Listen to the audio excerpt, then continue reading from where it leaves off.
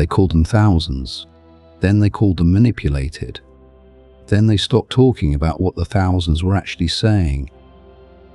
In early 2025, students and young people flooded the streets of Albania's capital, Tirana. Pink flags, flamingo chants, a movement the world briefly watched. And within hours of the first large crowds gathering, the government had its answer ready. Not a policy defense, not an engagement with the grievances. The answer was, these people are not thinking for themselves. Foreign hands are pulling the strings. Don't trust what you're seeing. You've felt this before. Maybe not watching Albania, maybe watching something closer, a workplace complaint dismissed as outside agitation, a community's anger rebranded as misinformation, a person you love telling you that your hurt feelings are someone else's fault for putting ideas in your head. The specific stage changes, the move is always the same, and the reason it keeps working, the reason power reaches for it again and again across centuries and continents is that it doesn't need to be true. It only needs to arrive first. This is what we're going to take apart today. Not just the Albania story, though we'll stay with it, because it's a clean, live example of the pattern, but the underlying mechanism, the rhetorical tactic that has a name, a history, and a tell. And by the end, you'll have one question you can ask anytime someone in power tells you not to trust what you're seeing. One question that cuts straight through.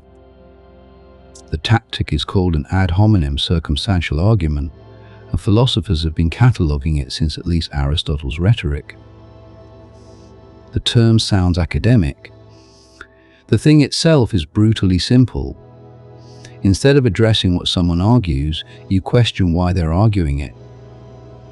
You attack the circumstances of the speaker, not the substance of the claim. You say, consider the source. Consider who benefits. Consider whether this person is really thinking or merely being used.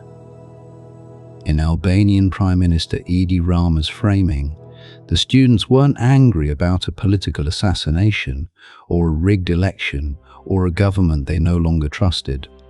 They were, in his telling, the instrument of foreign interference. Manipulated. Puppeted. Their feelings were real, perhaps, but not really theirs. The implication was clean and devastating.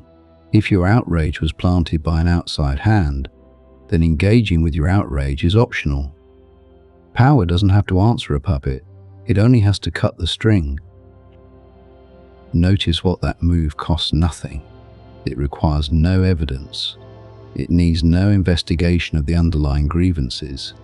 It doesn't have to engage with a single name, a single policy failure, a single face in the crowd. All it has to do is cast enough doubt on the crowd's autonomy that the watching public thinks, maybe this is something else. And maybe is all it needs. Because the moment you're asking, are these people really thinking for themselves? You've stopped asking what they're actually saying. This is the part that's hard to sit with. You know that feeling when you watch it happen, the slow heat of it, the sense that something true is being buried under something clever. That's not naivety, that's not you being emotional. That is your moral perception working correctly. The frustration you feel when a crowd's legitimate anger gets repackaged as foreign hysteria is the right response to a dishonest move. The problem isn't your feeling. The problem is that the move is designed to make you doubt your feeling. There's a woman in the 2025 Tirana protests. You can find the footage, standing in the crowd with a handmade sign, not a coordinated banner, not a printed slogan, something torn from what looks like a notebook with words written in a hand that shook a little. She's maybe 22. She doesn't look like a foreign asset. She looks like someone who stopped sleeping well and decided to go outside. Her sign says, in rough translation, "We are not confused, we are watching." That sentence matters more than it knows. because that is exactly the thing power needs her to doubt. The tactic of delegitimizing dissent by attacking its source isn't new to Albania. It has appeared in every political climate that ever needed to buy time.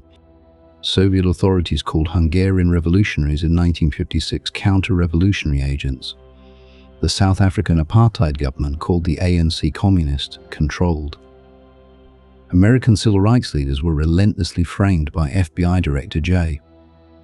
Edgar Hoover as instruments of Soviet influence, a framing designed, as we now know from declassified documents, not because it was believed, but because it was useful. What all these cases share is the same structure: legitimate domestic grievance rebranded as foreign contamination, so the state could respond to the contamination rather than the grievance. The philosopher's term for the broader category is genetic fallacy, dismissing an argument based on its origin rather than its content. The logician's observation is that the origin of an idea has no bearing on whether the idea is true. A corrupt man can give you good directions. A foreign government can fund a protest that is nonetheless legitimate. A child can point out something an expert missed. The source is not the substance. These are two separate questions, and conflating them is always a choice, never an accident. And here is where this stops being about Albanian politics and starts being about the last difficult conversation you were in. Most people who say they've let a manipulation go have only gotten tired of carrying it. The version of this tactic you'll meet isn't usually a government press conference. It's a manager who responds to your complaint by asking whether someone put you up to it. It's a partner who responds to your hurt by suggesting you've been listening to the wrong people. It's a parent who responds to your choices by implying outside influence corrupted your judgment. The scale is smaller. The move is identical. Answer the source. Avoid the substance. So what do you do when it happens to you? Not in theory. Tonight, in an actual moment, when someone responds to your argument by questioning your mind. You ask one question, not to them necessarily, to yourself first, and then, if the conversation deserves it, out loud. The question is, what has this response told me about my argument? If the answer is nothing, then you haven't been answered. You've been redirected. And redirection is not refutation. It can feel like one. It's designed to feel like one. But there's a difference between someone proving you wrong and someone changing the subject while sounding certain. Learn to feel the difference in your body before you hear it in your head, the subtle lightning when a real counter-argument lands, versus the friction that stays in your chest when the move was about you and not your point. The Stoic philosopher Epictetus, who knew something about living under coercive power, he was enslaved for much of his life, taught that the one thing no external force can take from you is your judgment about what is true. His word for it was the ruling faculty. Others can threaten your body, your reputation, your livelihood. But the assent you give to an idea, that is yours. And the tactic we've been studying today is, at its core, an attempt to reach inside and borrow that assent without earning it. To make you hand over your judgment by making you distrust it first. That is what the 22-year-old in the square understood with her notebook sign. Not through Epictetus. Through something older and simpler, the plain refusal to let someone else's description of her mind replace her experience of it. She was watching. She said so. She didn't need to prove she wasn't manipulated. She only needed to stay clear about what she'd seen. There's something that doesn't get said enough about this pattern. Recognizing it doesn't automatically mean the dissent is right. A protest can be genuine and still be wrong on the merits. A person can sincerely feel manipulated and also be incorrect about a fact. The point isn't that the crowd is always correct. The point is that these people are manipulated is not an argument. It's an escape hatch. And a power that consistently uses escape hatches instead of engaging substance is telling you something far more important than anything it's actually saying.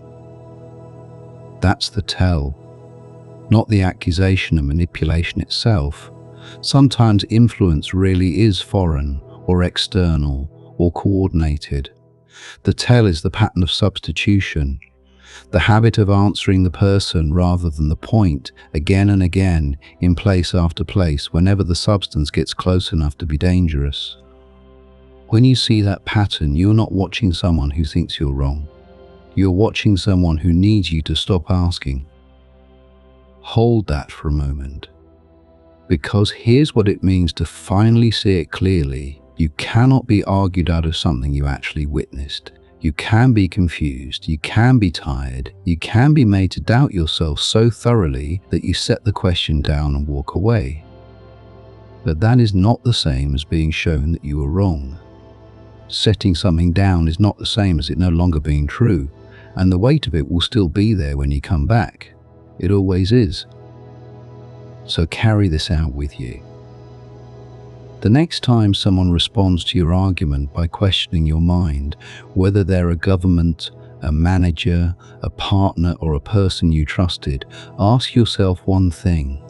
What has this response told me about my argument? If the answer is nothing, you haven't been answered. You've been managed. And that distinction is yours to keep. No one can take it back once you've seen it. You're someone who separates the move from the answer now. That's not a small thing. That's the whole defense.